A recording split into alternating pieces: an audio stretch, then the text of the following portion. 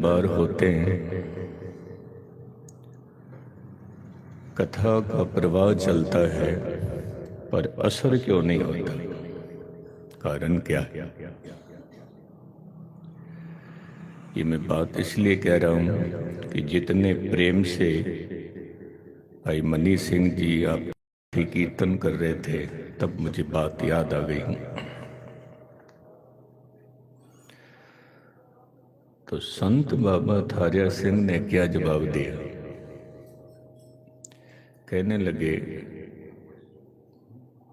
बैलगड्ढा अपने मंजिल पे सफर कर रहा है, रास्ते पे जा रहा है। यदि गड्ढा खाली होवेगा तो उसके पहिए के निशान नहीं होंगे, उतने गहरे नहीं होंगे, क्योंकि गड्ढा खाली है। और यदि उस गड्ढे में सामान भरा हो तो उसके पहिए के निशान गहरे छप जाते हैं धरती पे, मिट्टी पे, क्योंकि गड्ढा भरा हुआ है। तो जिस आदमी के पास परमात्मा की बंदगी है, इबादत है, समझ लो वो गड्ढा भरा हुआ है, दया से, धर्म से, प्रेम से भरा हुआ है। फिर उनके बोल बहुत भारी होते हैं, उनके बोल बहुत कीमती होते हैं और उनके बोल बहुत गहरी छाप छोड़ जाते हैं, बहुत गहरी छाप।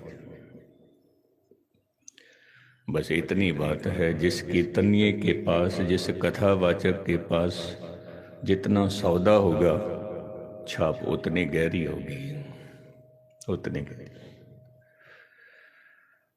गुरु नानक साहब के घर में जो आपको बहुत मोहब्बत मिली हुई है, प्यार मिला हुआ है,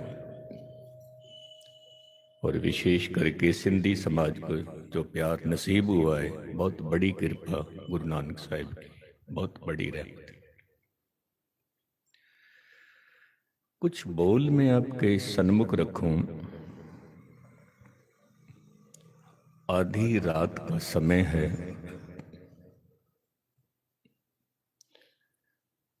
और पूरा गांव सोया हुआ है, गांव के लोग सोए हुए हैं,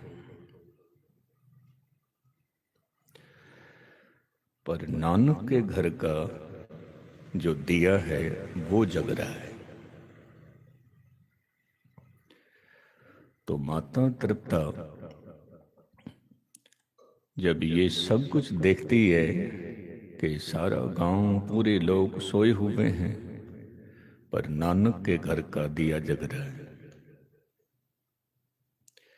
क्योंकि ये तो हकीकत है कि जिनके जीवन में अपना दिया जग रहा हो, वो दूसरे का दिया जगाएगा। इसका अपना ही दिया बुझा हो, दीपक बुझा हो, वो दूसरे को रोशनी क्या देगा। इतनी तो बात समझ में आती है। नानक के घर का दीवा जग रहा है, जग रहा है। माता तृप्ता कहती है मेरे बच्चे, वैसे तो बंदगी करने का जो कोई विशेष समय नहीं होता, पर फिर भी पूरा दिन पड़ा है, सुबह से लेकर शाम तक बंदगी करो। आप तो आधी रात को ही उठ के बैठ गए हो, आधी रात को ही।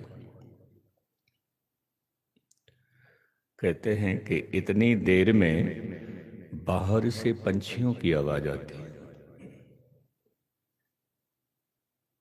PU PU. धन गुरु नानक साहिब महाराज कहने लगे, मां ये किसकी आवाज है? मां कहती है, मेरे बच्चे ये चकवे की आवाज है, चकवे की आवाज। मां जरा मुझे भी बताओ, ये रात के वक्त क्यों पुकार रहे हैं? इनकी गुंजार क्यों चल रही है? तो माता तृप्ता कहती है, मेरे बच्चे, ये प्रकृति ने एक जोड़ा ऐसा बनाया है चकवी चकवे का, जो सुबह से लेकर शाम तक ये एक दूसरे के करीब रहते हैं, एक दूसरे को देखते हैं, लेकिन जैसे ही सूरज छिपता है इनको दिखना बंद हो जाता है। इनका साथी पास में बैठा होगा, लेकिन देख, जो कुछ उनको बनना है वो जन्म से ही बन के आते हैं। ध्यान से सुनना, पंछियों के बच्चे, जानवरों के बच्चे, जो कुछ उनको बनना था वो बन गए, जन्म से ही बन गए। कुत्ता है वो जन्म से ही कुत्ता है, पंछी है वो जन्म से ही पंछी है, भेड़िया है वो जन्म से ही भेड़िया है। तो भेड़िया को कभी ये तो नहीं कहा जा सकता कि तू इंसान बन, नहीं बनेगा, क्योंकि वो जो कुछ उसने बनना था वो बन के ही आया है, बन के ही आया है। फिर जो बुद्ध पुरुष हैं, भगत पुरुष हैं, संत पुरुष हैं, वो भी मोहब्बत खुदा से लेकर ही आए हुए हैं। वो भी अपना प्यार लेके आए।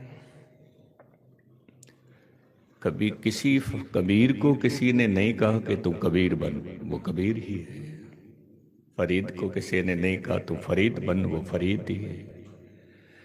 गुरु नानक साहिब को किसी ने ये नहीं कहा कि तू नानक बन, वो नानक ही है। ना अन अक, उसके जीवन में कोई अकेवा, कोई थकेवा नहीं है, कोई दुख नहीं है, नानक।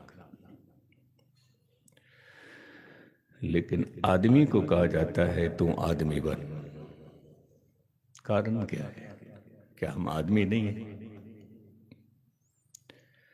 बंदे को कहा जाता है तो बंदा बन।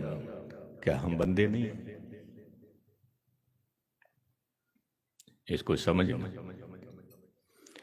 मैं फिर बात दोहरा दूं, कुत्ते को कभी नहीं कहा जाता तू कुत्ता बन, शेर को कभी नहीं कहा जाता तू शेर बन, गीदड़ को कभी नहीं कहा जाता तू गीदड़ बन, महात्मा बुद्ध को, बुद्ध पुरुषों को कभी नहीं कहा जाता तुम बुद्ध पुरुष बनो, लेकिन आदमी को ही कहा जाता है तू आदमी बन। तो इसका क्या भाव है कि वो आदमी नहीं है? आदमी है, तन करके आदमी है, लेकिन मन करके अभी वो पशु है। गुस्ताखी मां,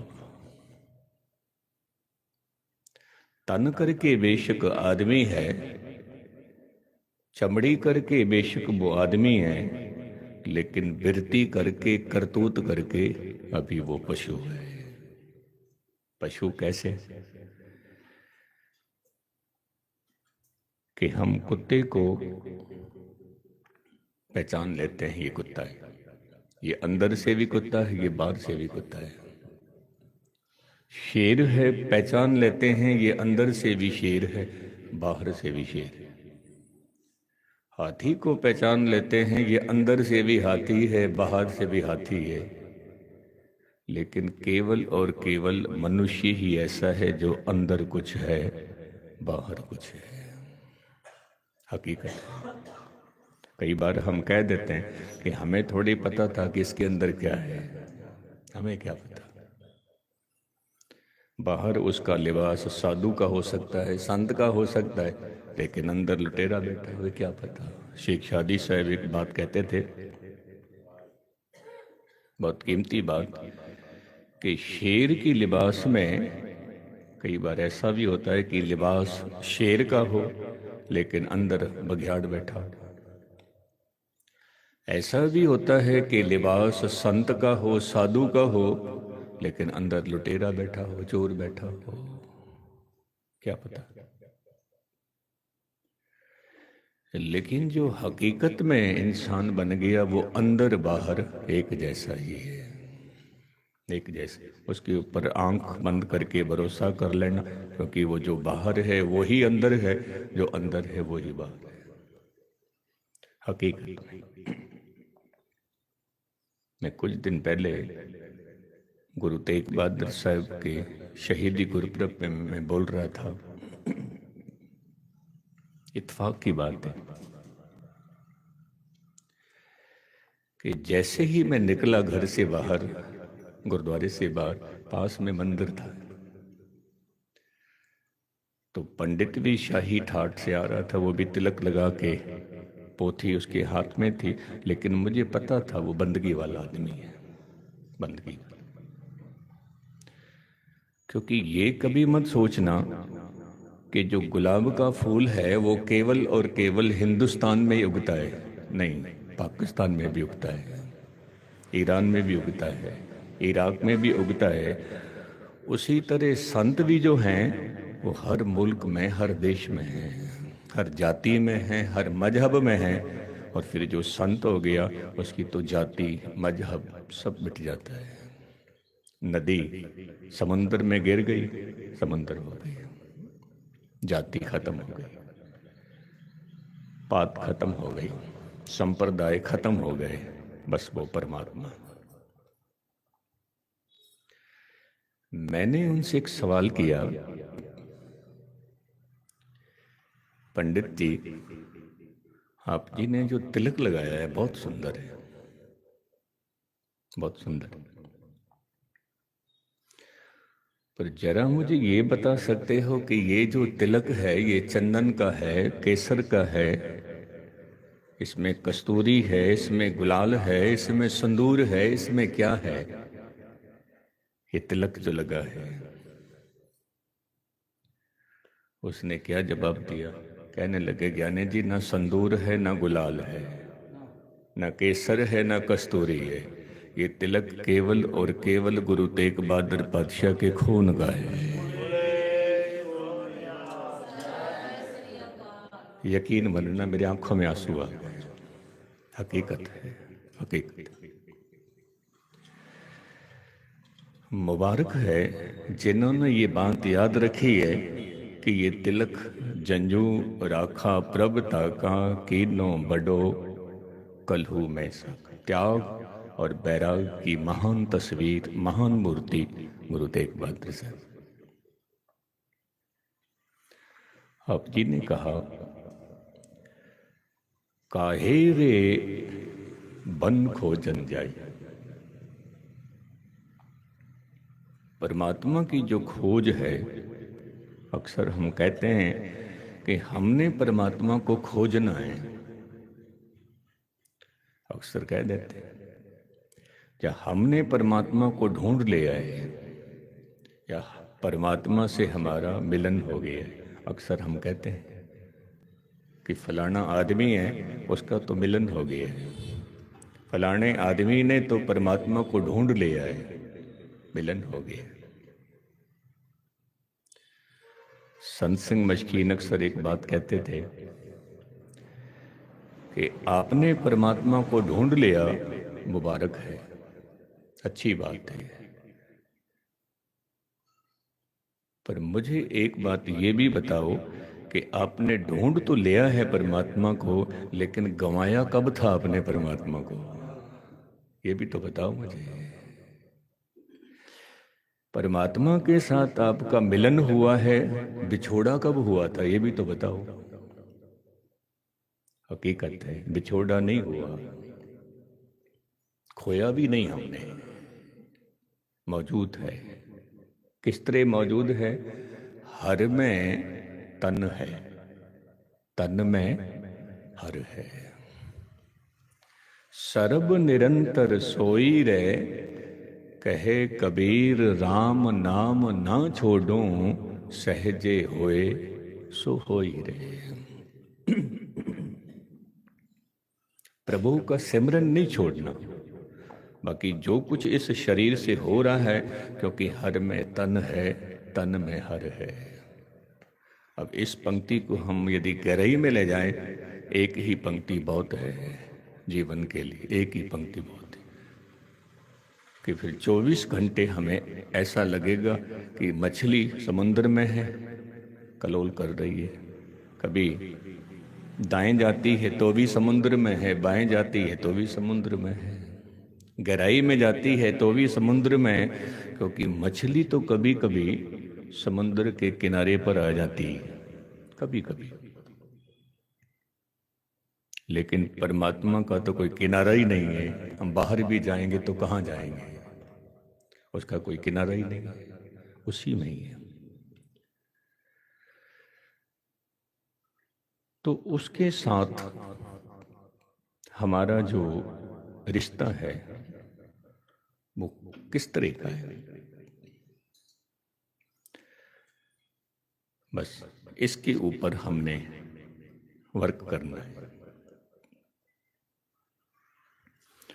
परमात्मा में और आत्मा में फर्क क्या है, या फिर मैं यदि ये कहूं कि साधना करने का मकसद क्या है।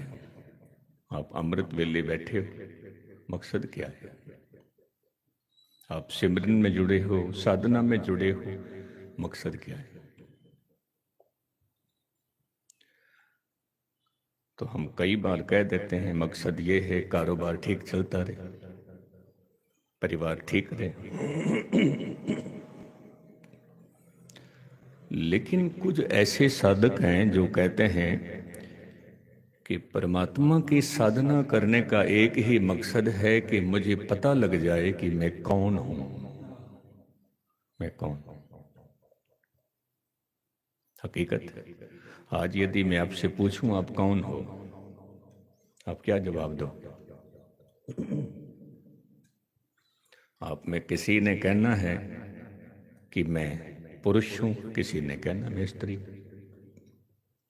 किसी ने कहना है मैं जवान हूं, किसी ने कहना है मैं बच्चा हूं, यही कहना। किसी ने कहना है मैं आदमी हूं, किसी ने कहना है मैं औरत हूं। तो ये जितनी भी बात हमने कही कि मैं आदमी हूं, पुरुष हूं, स्त्री हूं, जवान हूं, बुजुर्ग हूं, बच्चा हूं, ये तो आपने तन की बात कही है। ये तन तो आपको मिला हुआ है माँ बाप से। तन करके ही कोई बच्चा है, तन करके ही कोई जवान है, तन करके ही कोई बुजुर्ग है, तन करके ही कोई पुरुष है, तन करके ही कोई स्त्री है। यदि ये सब कुछ एक तरफ रख दो, फिर आप बताओ फिर कौन? फिर कौन? आप जी ने कहना ज्ञानी जी फिर आत्मा, फिर यही कहोगे आप।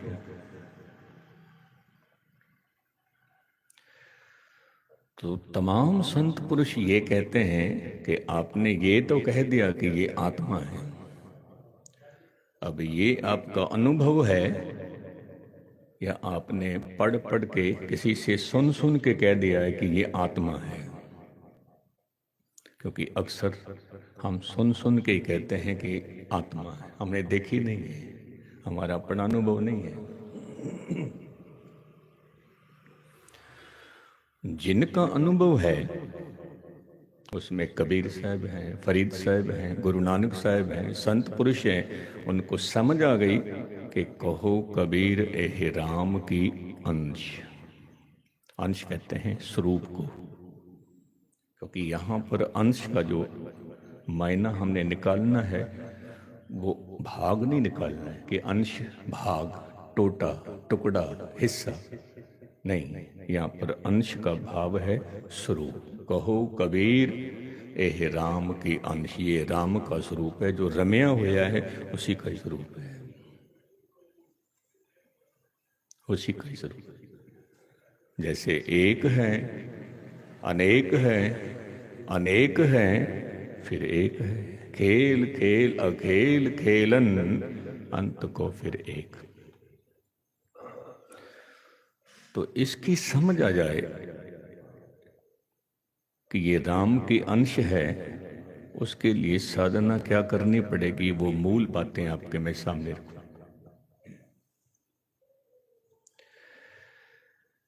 बार बार मत्था टेकना, बार बार बलिहार जाना, बार बार सदके जाना, इसका कारण क्या है? हम क्यों बार बार सदके जाते हैं, बार बार बलिहार क्यों जाते हैं? उसका एक मूल कारण है। मूल कारण ये है कि कितने ही लोग तो ये कहते हैं कि खुदा ने, प्रभु ने हमें बहुत कुछ दिया है, बहुत कुछ दिया। फिर कुछ ऐसे भी हैं जो कहते हैं हमें क्या दिया है, ऐसे भी हकीकत है। कई बार हम कह देते हैं हमें क्या दिया है खुदा ने, और किसी मनुष्य को देखते हैं कहते हैं ये तो अरबों खरबों में खेल रहा है, हमें क्या दिया है, हमें क्या दिया। और यकीन मानना, जो अरबों खरबों में जी रहा है वो हमें देखकर, आपको देखकर कहते हैं ये बहुत सुखी है, ये बहुत सुखी है। और हम उनको देखकर कहते हैं कि वो बहुत सुखी है, पर गहराई में जाकर देखो तो साहब कहते हैं नानक दुखिया सब संसार। हकीकत है, सुखी वो है जिसके पास नाम है, बंदगी है, सिमरन है, साधना। मैं थोड़ी सी बात शेख शादी साहब की दोहरा दूं, बात पकड़ में आ जाए। शेख शादी साहब ने अपने आप को लानत दी, अपने आप है शेख शादी तुझे लानत है, लानत है। कब? शेख शादी साहब ने बहुत भक्ति की है, बहुत अच्छा जीवन उसका, और उसके जो बोल हैं वो पुस्तक है गुलिस्तां बोसा, उसमें उसने अपना अनुभव लिखा हुआ है। वो कहता है अपने आप से, शेख शादी तुझे लानत है, लेकिन ये बोल कब निकले उसकी जुबान से, बस ये सुनना थोड़ा सा। कहता है कि ईरान के अंदर जब मदरसे में पढ़ता था तो हमें ये हिदायत थी, हुक्म था कि सामने मस्जिद है, उसमें नमाज अदा करने के लिए जाना है 5 वक्त मस्जिद में। हम जाते थे।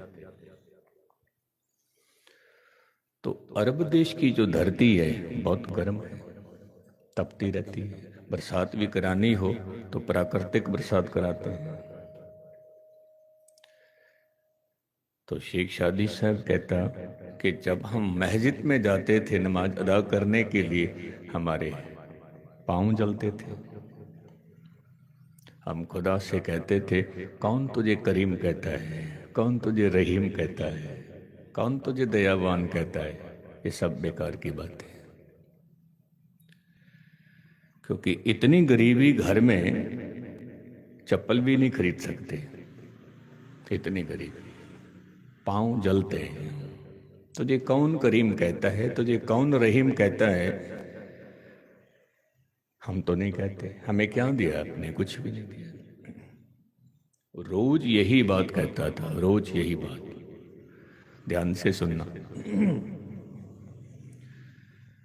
आज शेख शादी साहब ने क्या देखा कि मस्जिद के बाहर एक आदमी खड़ा हुआ है और वो कहता है ऐ खुदा तो कितना मेहरबान है, कितना मेहरबान, ऐ अल्लाह ताला तो कितना ही करीम है, कितना रहीम है, कितनी मेरी मुझ पर रहमत की है। तो शेख शादी साहब कहता है ये कौन है जो खुदा को कह रहा है कि तू बहुत दयावान है, जरा मैं इसे देखूं, इसे क्या दिया है खुदा ने। तो शेख शादी जब उसको देखता है तो रो पड़ता है, आंखों में आंसू आ जाते हैं। ये खुदा का धन्यवाद करने वाला वो इंसान है जिसके दोनों पैर नहीं हैं, पैर नहीं है, लेकिन शुक्राना कर रहा है, धन्यवाद कर रहा है। तब शेख शादी साहब ने अपने आप को लानत दी थी। ऐ शेख शादी तेरे पास चप्पल नहीं है तो रोज खुदा से गिला शिकवा करता है, इसके पैर नहीं हैं, ये रोज धन्यवाद करता है, रोज शुक्राना करता है। हकीकत है। तो हमें शुक्राना करना चाहिए, क्योंकि ये शरीर हमें दान में मिला है, ये बच्चे हमें दान में मिले हैं, ये माँ बाप हमें दान में मिले हैं, ये धरती हमें दान में मिली, ये हवा हमें दान में मिली, ये पानी हमें दान में मिला है, दान में मिला है। इनकी कदर करना और परमात्मा का शुक्राना करना। कहीं पर मैं एक छोटी सी बात कह रहा था कि माता पिता ये हमें दान में मिले हैं। मैं इस टॉपिक पर बात कर रहा था। माँ हमें दान में मिली है, पिता हमें दान में मिल रहा है। ये दान हमको प्रभु ने दिया। प्रभु हकीकत है। मुझे एक छोटा सा ख्याल याद आ गया। ये बॉम्बे की बात है, 3-4 दिन पहले की बात है। एक बुजुर्ग से मिलाने के लिए मुझे ले गए। बुजुर्ग कहता है, ज्ञानी जी, जब हम शब्द पढ़ते हैं, जो मांगे ठाकुर अपने ते, सोई सोई देवे, क्या ये बात सच्ची है? मैंने कहा बिल्कुल सच्ची। कहने लगे, फिर मैं रोज परमात्मा से मौत मांगता हूं, क्यों नहीं आती? बुजुर्ग था, क्यों नहीं आती? बस इतनी बात कहकर वो रो पड़ा, रो पड़ा। इसके बाद जो उसने बात कही, मैं हैरान हो गया सुन के। कहने लगे, ज्ञानी जी, एक भैंस ने पास में खड़ी हुई एक भैंस को मार डाला। उसका छोटा सा बच्चा था, वो यतीम हो गया। यतीम।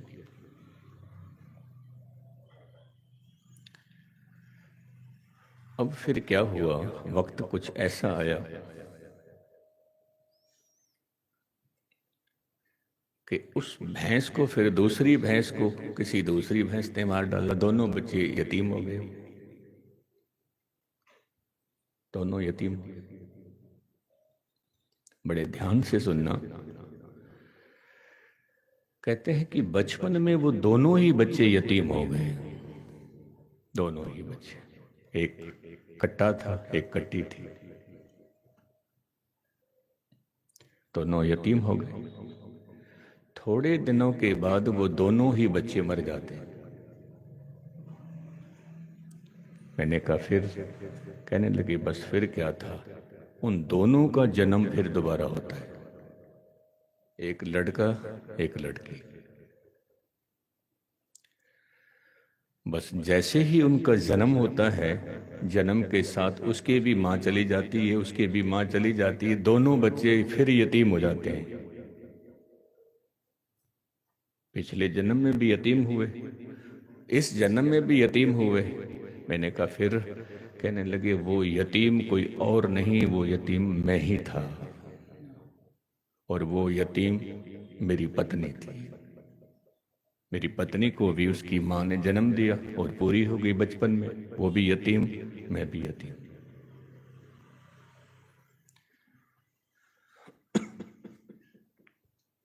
मैंने उनसे कहा कि यदि आप समझते हो कि हम पिछले जन्म में भी यतीम थे और इस जन्म में भी हम यतीम हुए हैं, तो फिर इतनी समझ आ गई, तो फिर आप अपना मालिक बना लो गुरु को, अपना साथी बना लो गुरु को। यदि इतनी समझ है कि हम पिछले जन्म में भी यतीम थे और इस जन्म में भी यतीम ही रहे, अनाथ रहे, तो फिर नाथ बना लो, मालिक बना लो, सारा बना लो। क्योंकि ये सहारा ऐसा है जो किसी भी पड़ाव पे खत्म नहीं होता, ओढ़क तक चलता ये सहारा। तो मैं अर्ज कर रहा था, पिता दान में मिला है, माँ दान में मिली है, बच्चे दान में मिले हैं, धरती दान में मिली है, सब कुछ दान में मिला है। तो जो मैं जिक्र कर रहा था कि पिता दान में मिला है, परमात्मा दान में मिला है, माँ दान में मिली, तो उस प्रभु के साथ जुड़ना हो तो शुरुआत हमने कहाँ से करनी है? क्योंकि परमात्मा को भी हम पिता कहते हैं और अपने पिता को भी पिता कहते हैं। परमात्मा को भी हम माँ कहते हैं और अपनी माँ को भी हम माँ कहते हैं। तो परमात्मा रूपी पिता से मिलना हो तो अपने पिता से मोहब्बत करना सीखो। अपने पिता से। परमात्मा रूपी माँ से मिलना हो तो अपनी माँ से मोहब्बत करना सीखो। यहां से यात्रा शुरू करो, यहां से। क्योंकि हम कह देते हैं हमने बच्चों की बहुत सेवा की है, मुबारक है, सभी करते हैं, बच्चों की सेवा तो सभी करते हैं, लेकिन कोई ये कहे कि हमने बुजुर्गों की सेवा की, हमने पिता की सेवा की, हमने माँ की सेवा की, हमने उनका आशीर्वाद लिया है। कहते हैं कि बच्चों की तो सेवा सारे ही करते हैं, आपने भी की, आपके बच्चे भी अपने बच्चों की सेवा करेंगे, लेकिन मूल की सेवा करनी बहुत जरूरी है। मूल की। धन गुरु ग्रंथ साहिब महाराज के बोल हैं जो आपने ये उपराला किया है, भाई साहब, भाई मनी सिंह जी, गुरु की रहमत है आपके ऊपर, सभी संगत के ऊपर गुरु नानक की रहमत है। आपने ये उपराला किया है कि आदि ग्रंथ का पहला प्रकाश दिहाड़ा जो आप मनाने जा रहे हो, उसमें जो साहिब के जो बोल हैं,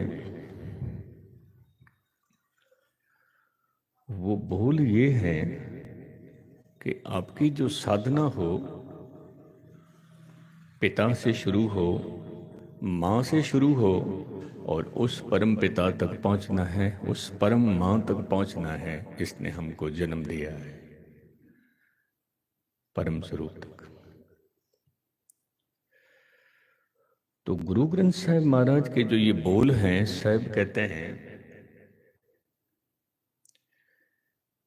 कि आपने अपने मूल को पहचानना है। तेरा मूल क्या है? मैंने बात शुरू की थी, हम नीचे भी गिर सकते हैं, हम ऊपर भी जा सकते हैं, और हम यहीं भी ठहर सकते हैं। यदि हम यहीं ठहर गए तो साहब कहते हैं जम जम मरे, मरे फिर जमे, बहुत सजाए पया देश लम्हे। फिर जन्म, फिर जन्म, फिर जन्म, और ये सिलसिला चलता रहेगा, चलता रहेगा। और यदि ऊपर उठ गए तो फिर बुद्ध पुरुष बन गए, संत पुरुष बन गए, और यदि गिर गए तो फिर पशु पंछियों की जोनी में, फिर सिलसिला चलता रहेगा, चलता। तो साहब कहते हैं कि बिन सतगुरु सेवे बहुता दुख लागा। अब सतगुरु की सेवा क्या है? क्योंकि सेवा तो उसकी की जाती है जो अपने से कमजोर हो, छोटा हो। हकीकत है। आपने कहना है ज्ञानी जी, अभी आप कह रहे थे माँ बाप की सेवा, वो तो हमसे बड़े हैं, वो हमसे कोई कमजोर थोड़ी। माँ बाप की सेवा का भाव है उनकी आशीर्वाद का पात्र बनना है ये। क्योंकि कई बार हम कहते हैं कि हमें आशीर्वाद दे दो, आशीर्वाद मांगा नहीं जाता, दिया जाता है, दिया जाता है। ये बात याद रखना। आपके बच्चे जब आपको नमस्कार करते हैं, मत्था टेकते हैं, तो उसी समय आपकी जुबान से, रसना से आशीर्वाद निकल जाता है, निकल। हकीकत है। क्योंकि ऐसा हुआ था एमनाबाद में। एमनाबाद में जब गुरु नानक साहिब महाराज को और भाई साहब, भाई मर्दाना को और बाकी के फकीरों को कैद किया बाबर ने, तो इतनी देर में खबर आ जाती है बाबर को कि हुमायूं की तबीयत खराब हो गई। तो बाबर कहता है कि फिर ये जो संत हैं, ये जो भगत हैं, ये हमने किस लिए बिठाए हुए, इनसे कहो दुआ करें, और उनसे ये भी कह दो जो दुआ करने के लिए तैयार नहीं है वो कोड़े खाने के लिए तैयार हो जाए। तो जितने भी साधु थे गुरु नानक साहब को छोड़कर बाकी सब ने दुआ शुरू कर दी। एक गुरु नानक को छोड़कर सब ने दुआ शुरू। बाबर तक खबर पहुंचती है कि बाकी तो सभी ने दुआ की है, एक फकीर नानक हैं वो दुआ नहीं कर रहे हैं। कहते हैं फिर उनको भी जेल में पड़े रहने दो, यदि दुआ नहीं करते, पर एक बार उनसे भी कह दो कि दुआ करो, क्योंकि बाकी सभी दुआ कर रहे हैं। तो जब संतरी ने जाकर नानक से कहा तुम भी दुआ करो, हुक्म है, बाकी के संत भी दुआ कर रहे हैं, नानक जी हंस पड़े और हंसते हुए क्या कहते हैं कि हुक्म से दुआ नहीं निकलती, हुक्म से। और जो हुक्म पर मान करके दुआ कर रहे हैं वो संत संत नहीं है, और जो संत हैं वो हुक्म से दुआ नहीं करेंगे कभी। जाके कह दो बाबर से नानक ने ये कहा है। अब जब संतरी ने जाकर बाबर से कहा कि नानक तो ये कह रहा है कि जो हुक्म से दुआ कर रहे हैं वो संत नहीं है, और जो संत हैं वो कभी हुक्म से दुआ नहीं करते, कि किसी का हुक्म कबूल कर लें, नहीं। शाना था बाबर, सूझवान था, समझ आ गई। और गुरु नानक साहब के पास जाकर मत्था टेकता है, सजदा करता है, नमस्कार करता है और हाथ जोड़कर कहता है साईं जी अब तो दुआ करो।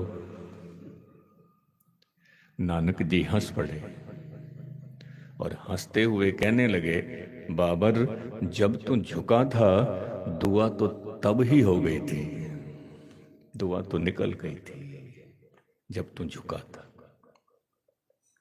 झुकता वही है जिसमें जान है, अकड़ तो मुर्दे की पहचान है। अकड़ गया मैं बड़ा हूँ, मैं विद्वान हूँ, मैं सुंदर हूँ, मैं ज्ञानी हूँ, मैं ध्यानी हूँ, अकड़ गया और कहते हैं कि फिर वो तो मुर्दा हो गया, मुर्दा। तो जो सतगुरु का जो पावन संदेश है, बिन सतगुरु सेवे बहुता दुख लगा। सेवा तो भाव है, उसको याद रखना, उसका सिमरन करना। सबसे बड़ा गुनाह यदि हम देखें तो एक ही है, बाकी की गुनाह तो छोटे छोटे हैं। एक ही गुनाह बड़ा है, उसको भूल जाना सबसे बड़ा गुनाह है। उसको याद रखना सबसे बड़ी खुशी है, सबसे बड़ा पुण्य है। भाई साहब ने कहा था, भाई नंदलाल ने, जब गुरु गोविंद सिंह महाराज ने पूछा था भाई साहब जी सबसे बड़ी खुशी कौन सी है, आप जी कहने लगे तुझे याद रखना इससे बड़ी खुशी क्या हो सकती है। कहते हैं फिर गम क्या है, भाई साहब कहने लगे आपको भूल जाना बस यही गम है, यही गम। तो साहब कहते हैं बिन सतगुरु सेवे बहुता दुख लागा, जुग चारे भरमाई। फिर भटकना ही भटकना है, भटकना ही भटकना। कहते हैं कि फिर ऐसे मनुष्य को कहीं ढोई नहीं मिलती, भटकता ही रहता है, भटकता ही रहता है, क्योंकि तृप्ति नहीं हुई। और एक बात मैं आपके सन्मुख रखूं,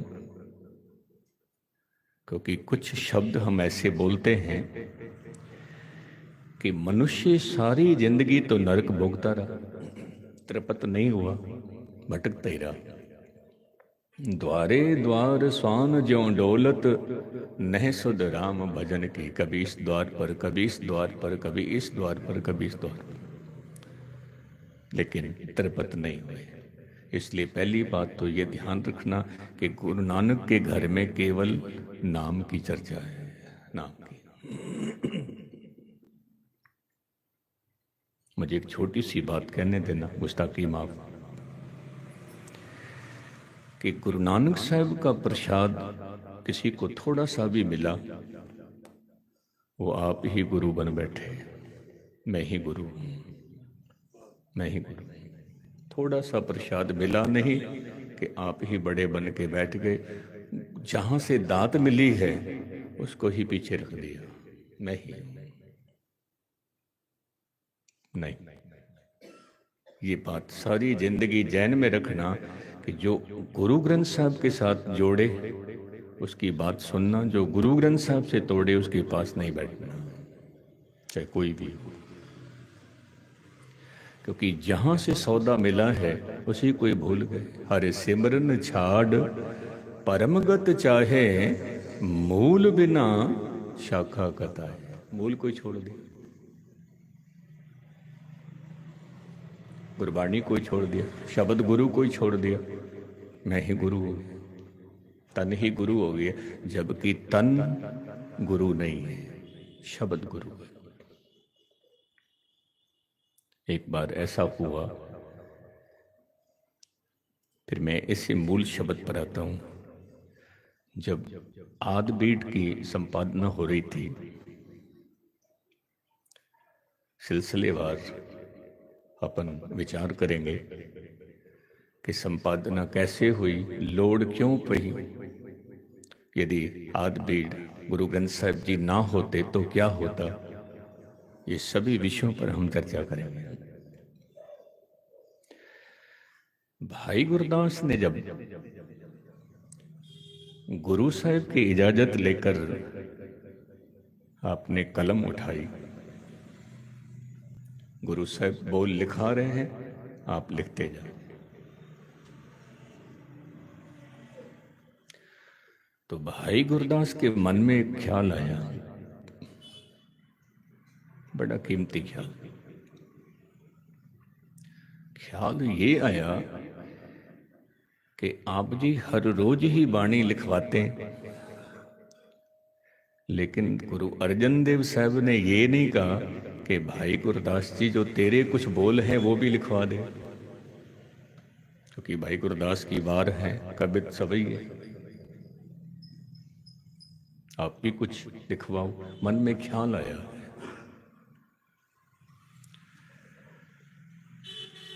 अब घट घट के अंतर की जानत, भले बुरे की पीर पछानत। धन गुरु अर्जन देव साहब तक खबर पहुंच जाती है कि इसके मन में ये ख्याल आ गया है। ख्याल दूसरे दिन आके भाई साहब जी मत्था टेकते हैं, नमस्कार करते हैं और कहते हैं महाराज मुझसे गलती हो गई, भूल हो गई। तो धन गुरु अर्जन देव साहब महाराज कहने लगे, भाई साहब जी क्या हुआ, कौन सी गलती हो गई, जरा हमें भी बताओ। भाई गुरदास जी कहने लगे, महाराज कल एक ख्याल आया था, एक सवाल उत्पन्न हुआ था, बस उसका जवाब मिल गया, इसीलिए मैं आपसे माफी मांग रहा हूं। धन गुरु अर्जन देव साहब महाराज कहने लगे, फिर भी बताओ क्या ख्याल आया था और जवाब उसका कैसे मिला। भाई साहब जी कहने लगे कि कल एक ये ख्याल आया था कि काश मेरे बोल भी दर्ज हो जाते हैं, क्योंकि मेरे बोल भी छोटे मोटे बोल नहीं है, मेरे बोल भी छोटे मोटे बोल नहीं है, मेरे भी बोल दर्ज होने चाहिए। जबकि गुरु साहब में क्या लिखा है, सतगुरु बिना होर कच्ची है बाणे, कहंदे कच्चे सुनदे कच्चे, कच्चे आंख वखाणी। बोल पक्के गुरु साहब के, गुरबाणी के, उसी को जपो, उसी को गाओ, क्योंकि ये बोल गुरु साहब के हृदय से निकले हुए हैं, रसना से निकले हुए हैं। और जब उनके हृदय से निकले हैं, आप उस वाणी को गाओगे, इसको सच्ची वाणी कहे। आओ सिख सतगुरु के प्यारियो, गावो सच्ची वाणी। बाणी त गाओ गुरु केरी, बाणी आ सिर बाणी, सिर मोर बाणी है, सिर मोर बोल। तो भाई साहब ने क्या जवाब दिया? कहने लगे, मैंने एक सपना देखा, तो मैं समुद्र में डूब रहा हूं। समुद्र, तो जैसे जैसे समुद्र में डूबता हूं, मैं अपनी ही जो रचना है मैं उसको पढ़ता हूं। अपनी रचना, जैसे सतगुरु नानक प्रगटिया मिट्टी धुंध जग चानन होवा, ये बोल भाई साहब के हैं, भाई गुरदास के लिखे हुए। जो कर सूरज निकलिया तारे छपे अंधेर पलोवा, ये बोल भाई गुरदास के हैं। कहते हैं जैसे जैसे ये बोल मैं जपता हूं, तैसे तैसे मैं समुद्र की गहराई में डूबता जा रहा हूं। लेकिन जब मैंने पाठ शुरू किया, एक ओंकार सतनाम करता पुरुष निर्भव निर्वैर, अकाल मूरत अजूनी सैभं गुर प्रसाद, तो मैं समुद्र के ऊपर तैर रहा। मुझे ये समझ में आ गई कि मेरे बोल जो हैं वो अधूरे बोल हैं, गुरु साहब के बोल संपूर्ण बोल हैं।